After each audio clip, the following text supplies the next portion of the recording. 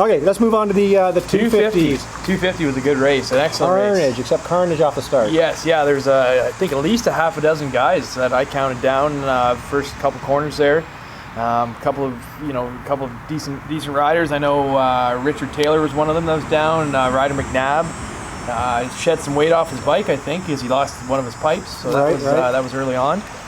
I didn't see the crash myself, but I've actually got it all on video, and maybe you were watching the live thing, but certainly in the clips and stuff that I've got for when I put our post show.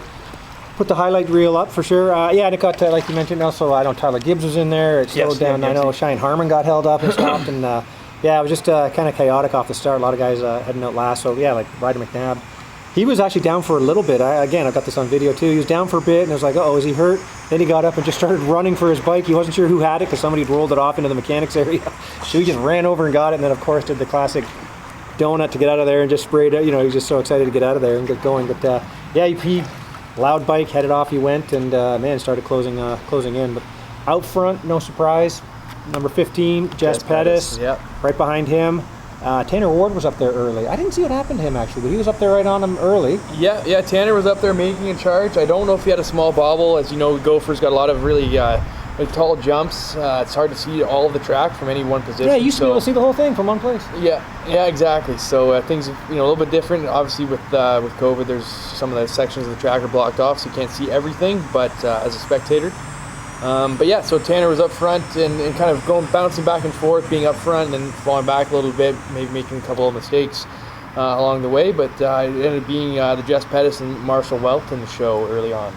Yeah, it was amazing. I mean, heading into it, I think most predictions were that it was going to be these two guys out front. The question was who's going to get third, and yeah, and they lived up to it exactly. And Marshall, I was impressed with seeing him. I guess, like I say, he was in third place on the first lap, like right off the start there and stuff. So he obviously got around Tanner and man, just started going at it with Jess Pettis out front. Jess held his cool though. Yeah, very interesting to watch those two go at it. As Jess is an extremely smooth racer, and doesn't seem to put a wheel wrong, and he's always looking for the good lines and the smooth lines, and does a really good job of that. Whereas Marshall is much more aggressive, and not saying that in a negative way, but he's very aggressive. He's revving it, and he's just really pushing hard. He's very open about that. So it's cool to see the two of them kind of go and see where the different styles worked and didn't work. Right, and then so just to kind of give you an idea, when they came around for lap 2, it was Pettis had a little bit of a gap at that point over Marshall, and then Marco Canella up in third place. The pre-race interview, he mentioned he wants to be a podium guy all summer long, so he's living up to that after the first moto. Again, it was just one moto today in each class. Behind him was number 123, Ryan Surratt, back up here from California. Yeah, Sky Racing Kawasaki. Yeah, picking up where he left off, and looked pretty good out there. I mean, he's been doing like the off-road stuff, so he kind of joked about, I didn't get tired. I felt like we could go for like 2 hours. So he was. It'd be awesome to be able to go for 2 hours. Yeah. So then behind him, Quinn Amiot off to a nice start. It was good to see last year's most improved rider up there getting a good start. Also, 381, Jake Piccolo was up there as well, but then he was trying to get around. I don't know if they call that the anthill. He kind of came up, getting close to the old finish line there. He made the right-hand turn, tried an inside move, dumped the bike, and a few guys got around him, so he fell back a little bit, unfortunately. He was able to get up quickly, but that didn't help. No, it's definitely, you never want to be on the ground early on in Gopher Dunes because you have a long time ahead of you battling that really rough track. So right, and at that point behind him, it was Tanner Ward had then fallen back into behind him at that point, so something obviously went on there. It's weird because you can't really go around and talk to people. Everybody's kind of keeping some distance and everything, so it wasn't a typical thing. We'll do certainly some interviews tomorrow after round 1 officially ends, the full round kind of thing. So we'll do that, and then so yeah, behind him Tanner Ward. Then William Crete. That was pretty. It was pretty good to see old Bill Crete up there, number 32. Looked good. Super solid. Yeah, he was kind of silently in there, just putting in the time, putting in the moto, and he was solid up front, or not up front, but in the top 10 the entire time. And right behind him was Hayden Halstead, who always does very well at. He's certainly familiar with the. Likes the sand, so Hayden Halstead was right there. So that was good to see. And then we, as we were watching, number 164, Ryder McNabb had caught up into the crowd, was starting to make passes, and I didn't see him. Then he came around again. The bike sounded great. Yeah, I wonder what had happened there. And turns out he made a pit stop, and I guess that was.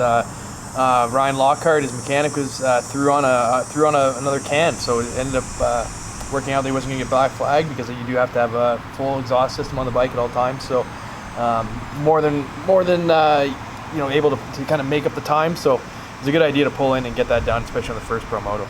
Right, for sure. So then let's just kind of give you what was going on at the halfway mark. The battle up front was amazing. Jess Pettis and Marshall Welton were going at it out front. They had managed to gap Marco Canella, who was kind of running on his own in third place and looking really comfortable. Yep, super solid and just putting in the time and just clicking off the laps. So yeah, Marco did a really good job.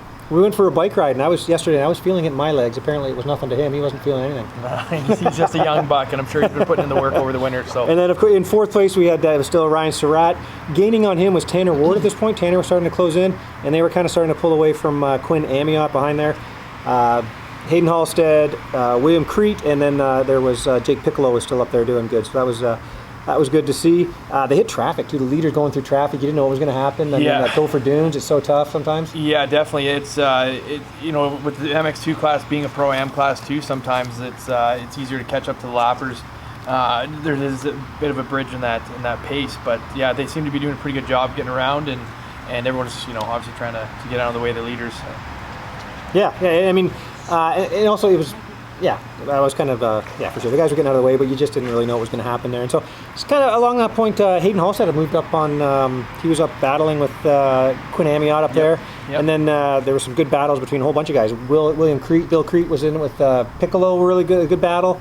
And then, as we were getting close to the last lap, right before the last turn, Welton just going for it and coming through packing it, coming through the lappers and stuff. Swapped out over the bars pretty good. It looked like it could have been pretty bad. It was like, oh, is he all right? I was looking through the reverse Gopher Dunes sign, so I couldn't quite see him hit or how he was, but he got up and got out and held on to second place. But it was all Jess Pettis needed. He was Pettis off to a comfortable win. Yeah, Jess knew that he had kind of in the bag there, and I'm sure he just decided to back off and save a little bit of energy for tomorrow, as they do have two motos. So yeah, Jess knew what was going on, and just kind of mailed it in at that point. Yeah, for sure. So in the end, at the flag, then it was Jess Pettis first. Second, a ways back, was Marshall Welton. They had a gap on Marco Canella. They were all kind of spaced out here, so that was the podium. They had a gap back to Tanner Ward, who was fourth. Fifth went to Ryan Surratt, and then Hayden Halstead in sixth, and that was Quinn Amiot held on. And then that nice tight battle with William Crete and Piccolo. So that was good stuff there for sure. I was curious too about how they're going to do it with three moto format. Was it going to be Olympic scoring, or is it normal scoring? It's normal scoring. Yep, good. Okay, so normal points for each moto, and then obviously the winner at the end of the round gets a normal amount of points. So I just wasn't 100% sure. Somebody asked me, and it's like, oh, I better not answer without asking. So I got the official word, and that's good. Thanks again to Kyle Thompson again, who I seemed to lean on during race day. Yeah, no, it's definitely been pretty unique. It's a unique situation with the three moto format. It seems like the Jetworks crew are doing a really good job, and everything's kind of evolving and being quite fluid at this point. It's the first time they've really done it this way, and it obviously with COVID overlooking or looming over everyone, it's there's definitely things we have to look at, but they're doing a great job, and it seems like everyone's they were just happy to go racing. For sure, and if you're one of the people out there who isn't wearing a mask in the places you're supposed to, this isn't about what your beliefs are on the whole thing. This is about what we're told we have to do. So it doesn't matter what you think is going on. Wear a mask in the places you have to.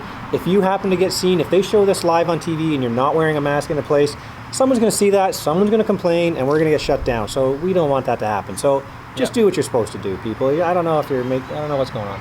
No, there's definitely a few people that didn't really seem to think that the rules applied to them, and we've been told that at the Gopher Dunes facility, masks have to be worn at all times, pretty much. So it's it's something that we have to do, and it's I know that the crew's worked really hard and to get us to this point, and we don't want to take that away just by not wearing a simple mask at this point. It's it's not forever, guys. It's just for the time being, and we won't have to wear them for years to come. So. We're lucky to be racing at all, so let's just keep it so we can actually keep racing. So and then of course after that was all done by noon. Before noon, actually, they had a little bit of a break.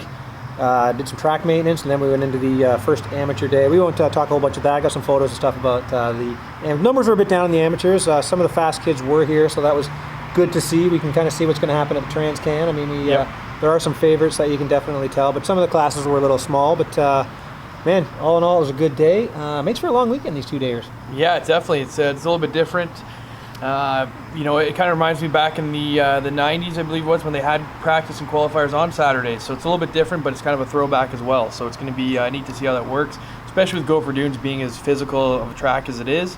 I think it's going to be neat to see how the guys factor into tomorrow. There's definitely going to show some who's fit and who's not, because they have done a pro length moto, on the track today, plus 2 practices. So tomorrow is still practice again, and qualifying as well. So I don't think they carry on from today's practices. I believe it's a fresh day. Yeah, fresh. Okay, so we'll again, it's all, this whole weekend comes out as round 1, three moto format though. So it's basically round 1 will be finished. We'll certainly do a video highlights with actual racing coverage and stuff tomorrow night. So be sure to watch for that. Early start tomorrow. If you're wondering why there wasn't a whole lot of live stuff done today, I'm suffering a few phone issues, so we're gonna try to have those squared away. I just wasn't able to kind of get the stuff up as often as I wanted to during the day. I'm always apologize for something, but thanks, Greg, for hanging out and doing this, and we'll do it again tomorrow night. Yeah. And, thanks for having me. It's always good, and we'll have another Sneaky Weasel tomorrow night, and we'll recap the races. Cheers. Thanks again. Thanks for watching, guys. We'll catch you tomorrow. See ya.